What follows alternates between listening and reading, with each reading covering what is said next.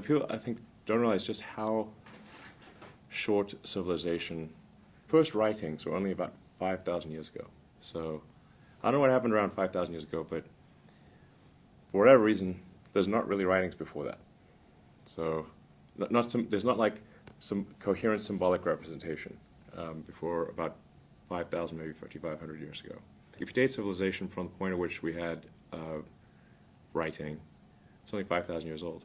Earth has been around for, I don't know, 4.5 billion years, 5 billion-ish.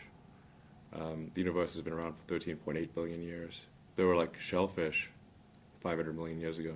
So basically, what I'm saying is civilization has existed for an instant. From a sort of a galactic timescale frame of reference, civilization at 5,000 years is basically flash in the pan. And if you look at the history of civilizations, which I encourage people to read the history of civilizations. In fact, there's literally a book called The Story of Civilization. It's quite good. And there's been the rise and fall of many civilizations over the last 5,000 years. And if you look at, say, the ancient Egyptian civilization, which was one of the first writings, not the first, but close to the first. You know, they built these incredible pyramids and had this sophisticated writing system. And then the people living in the area past a certain point, I don't know, maybe around 1,500 years ago, the last person who could read hieroglyphics died. I think probably 1,500 to almost 2,000 years ago. And well before that, the last people who could build pyramids died. And then basically people were living next to these structures they just didn't know where they came from, and with funny symbols written on them.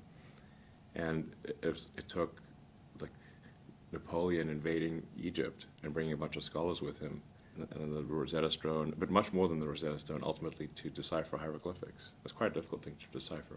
I'm just saying, like, that's a civilization that had a really good run. Mm-hmm. The ancient Egyptians had like a 2,500 year run-ish. That's a very long time. They're like 10 times longer than the United States has been a country. Mm-hmm. But still they died out. The ancient Sumerians died out. They were arguably the first, like from an archaeological standpoint, the first evidence of writing is the ancient Sumerian. Yeah. They even found like school books and stuff, like clay school books with like teachers' corrections and stuff. So it's just like basically civilization has existed for a split second is really what it amounts to. So I think it's very important that we become a multi-planet species while we can, and before technology potentially subsides below the level where it's possible.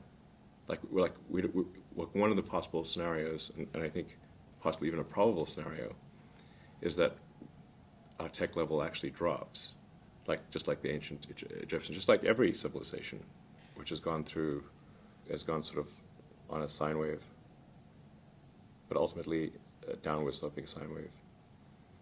You know, just like the Egyptians living in Egypt forgot how to build pyramids and read hieroglyphics. We may forget how to build spaceships.